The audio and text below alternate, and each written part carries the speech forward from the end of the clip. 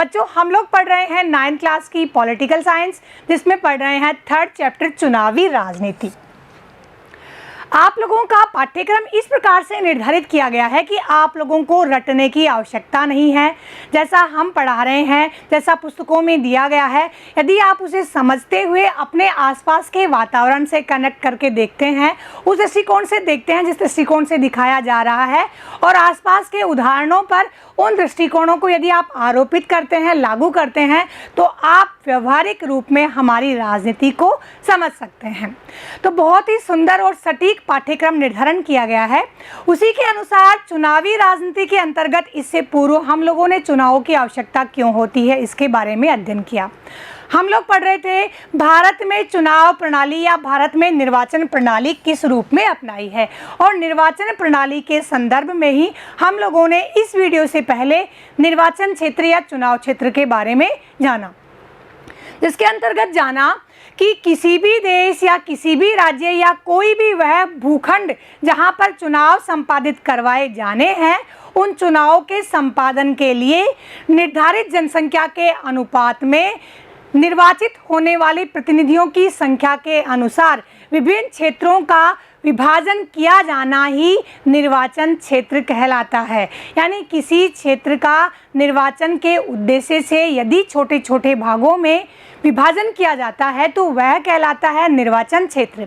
जैसा हम लोगों ने इससे पहले भी पढ़ा कि उस निर्वाचन क्षेत्र को सीट कहा जाता है अमूमन बोलचाल की भाषा के अंतर्गत, और प्रत्येक निर्वाचन क्षेत्र से एक प्रतिनिधि का निर्वाचन होता है। अब निर्वाचन क्षेत्र के बारे में तो हम लोगों ने जाना। आज के वीडियो के अंतर्गत हम लोग जानेंगे आरक्षित निर्वाचन क्षेत्र क्या होता है, यानी आरक्षण से क्या मतलब होता है।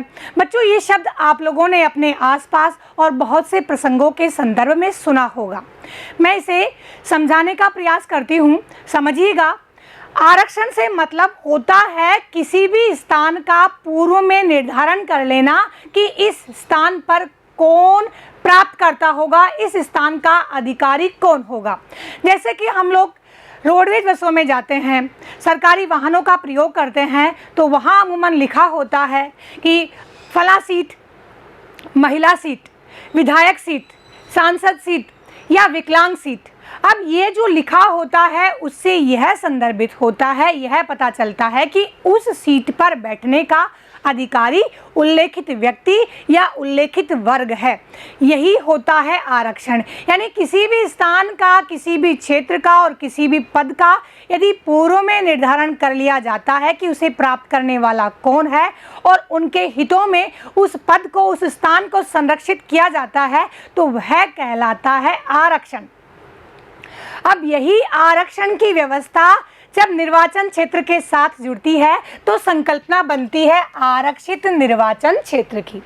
हमारे संविधान में प्रत्येक व्यक्ति को राजनीतिक अधिकार प्रदान किए गए हैं, और राजनीतिक अधिकार भी इस प्रकार से प्रदान किए गए हैं कि प्रत्येक व्यक्ति संपूर्ण स्वतंत्रता के साथ और संपूर्ण समानता के साथ उनका उपभोग कर सके, उनका प्रयोग कर सके।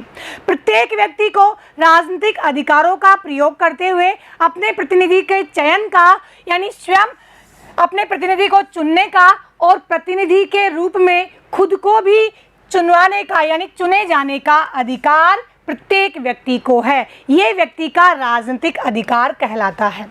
संविधान निर्माताओं ने संविधान को बड़े ही सूझबूझ से और सोच समझकर तैयार किया। उन्होंने तत्कालीन भारत की परिस्थितियों को ध्यान में रखते हुए उन कमियों को देखा जो भारतीय समाज को, भारतीय राजनीतिक परिदृश्य को कमज़ोर करती थी। इसीलिए उन कमज़ोर करने वाली परिस्थितियों, उन कमजोरियों का निराकरण करते हुए संविधान निर्माताओं ने उन परिस्थितियों का, उन प्रावधानों को तैयार किया जो भारत को मजबूत बनाए, सशक्त बनाए। तत्कालीन समय में भी ऐसी स्थिति थी और आज वर्तमान में भी ऐसी स्थिति है। तो दोनों स्थितियों को भांपकर भारतीय संविधान निर्माताओं ने संविधान का निर्माण इस प्रकार से किया कि संविधान के उपबंधों का, संविधान के प्रावधानों का केवल वह वर्ग ही लाभ नहीं उठाए जो साधन संपन्न है, सुविधा युक्त है, समाज के संसाधनों पर उसका नियंत्रण है, जो शिक्षित है, धनवान है, आर्थिक, सामाजिक, राजनीतिक रूप से सशक्त है। वे ये भली भांति जानते थे कि यदि खुली प्रतियोगिता करवाई जाएगी चुनाव के लिए तो उसमें वे ही लोग अपनी पहुंच कायम कर पाएंगे जिनके पास समाज के महत्वपूर्ण संसाधन है, यानी वो संसाधन युक्त होंगे या प्रभावशाली होंगे, वही लोग उन संसाधनों पर कब्जा जमाए हुए हैं, उन संसाधनों का प्रयोग करते हुए ये राजनीतिक अधिकारों का प्रयोग भी करेंगे। इसीलिए समाज के उस तबके के लिए जो हाशिए से दूर था, कमजोर था, निर्बल था, किस रूप में, सामाजिक रूप से पिछड़ा हुआ था, वह आर्थिक रूप से पिछड़ा हुआ था, शैक्षिक दृष्टिकोण से पिछड़ा हुआ था, और उस वर्ग के उत्थान के लिए उन्होंने आरक्षित निर्वाचन क्षेत्र की व्यवस्था को अपनाया ताकि वह वर्ग स्वयं का तो विकास कर ही सके, साथ ही साथ स्वयं के विकास के कारण वह समाज के विकास में भी अपना योगदान दे सके।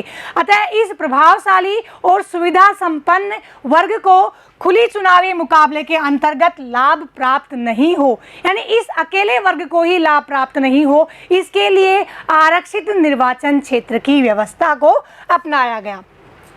क्योंकि उनका मानना था कि यदि यही वर्ग सत्ता में रहेगा और यही वर्ग राजनीतिक अधिकारों का प्रयोग करेगा तो देश की आबादी का एक बहुत बड़ा हिस्सा लोकतंत्र से विमुख हो जाएगा और इस तरह से लोकतंत्र का चरित्र और लोकतंत्र का चित्रण दोनों ही धूमिल हो जाएंगे और जिस लक्ष्य के लिए हमने संविधान का निर्माण किया है वास्तव में उस लक्ष्य की प्राप्ति नहीं हो पाएगी।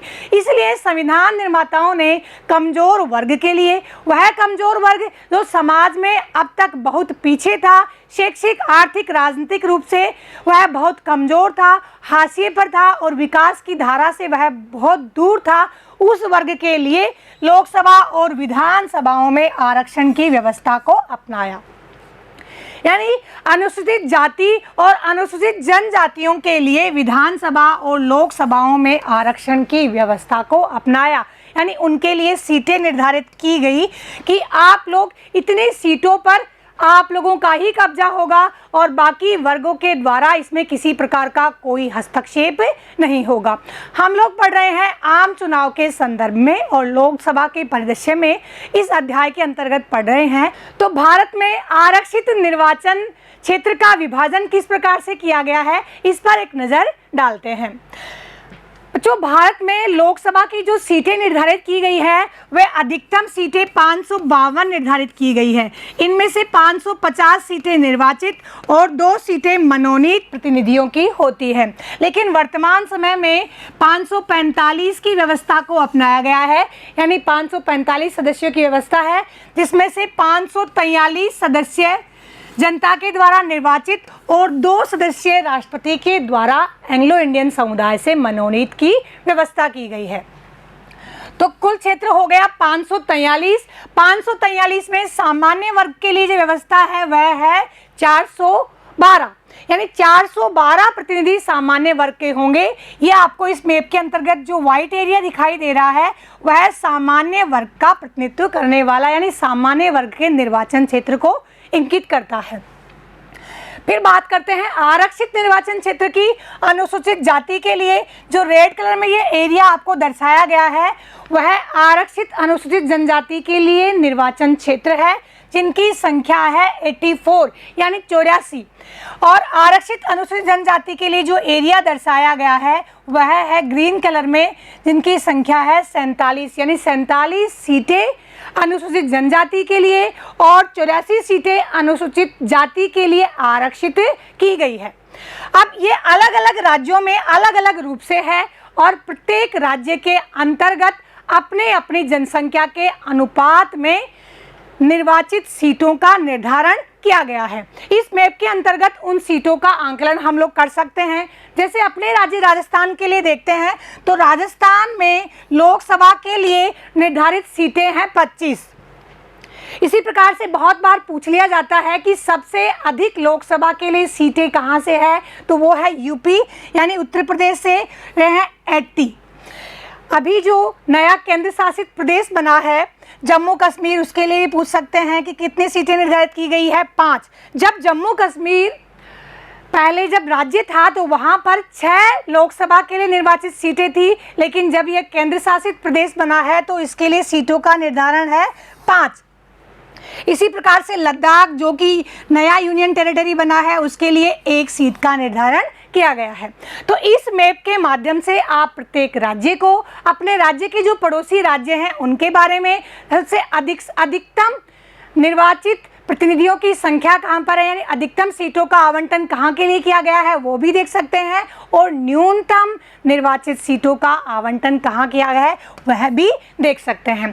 हम बात कर रहे हैं आरक्षित निर्वाचन क्षेत्र की, तो कह सकते हैं कि 26 जनवरी 2019 की स्थिति के अनुसार लोकसभा में अनुसूचित जातियों के लिए जो सीटें निर्धारित की गई हैं वे हैं 84 यानी 84, और अनुसूचित जनजाति के लिए जो सीटें निर्धारित की गई हैं वे हैं 47 यानी 47।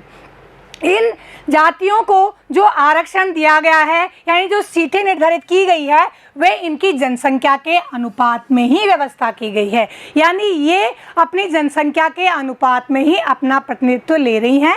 ये किसी भी वर्ग के अंतर्गत किसी प्रकार की कोई व्यवधान या बाधा उत्पन्न नहीं कर रही है, किसी दूसरे वर्ग के हक को ये जातियाँ नहीं ले रही हैं, अपने जनसंख्या के अनुपात में अपना प्रतिनिधित्व ही प्राप्त कर रही हैं।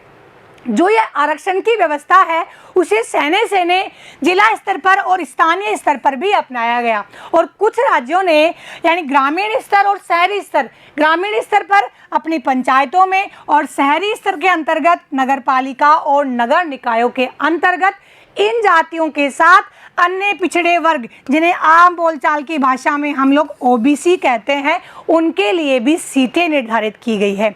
और इन सीटों का निर्धारण उस राज्य में इन जातियों की जनसंख्या के अनुपात में है, यानी ऐसा नहीं है कि प्रत्येक राज्य के लिए, जैसे लोकसभा चुनाव में लोकसभा के लिए सीटें आरक्षित कर दी गई, वैसे राज्य विधानसभा चुनावों के लिए ऐसे कोई पहले से फिक्स निर्धारण नहीं है कि इतने सीटें प्रत्येक राज्य को निर्धारित करनी पड़ेगी। पिछड़े वर्गों के लिए, एससी के लिए या एसटी के लिए, किसी के लिए ऐसा प्रावधान नहीं है।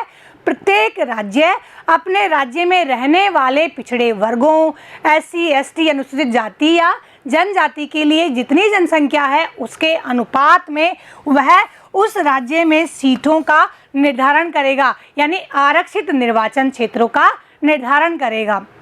1993 में महिलाओं के लिए भी शहरी और ग्रामीण स्थानीय निकायों के अंतर्गत 1/3 सीटों पर आरक्षण का प्रावधान किया गया, यानी नगर पालिकाओं और ग्राम पंचायतों के तहत महिलाओं के लिए 1/3 सीटों पर आरक्षण का प्रावधान किया गया।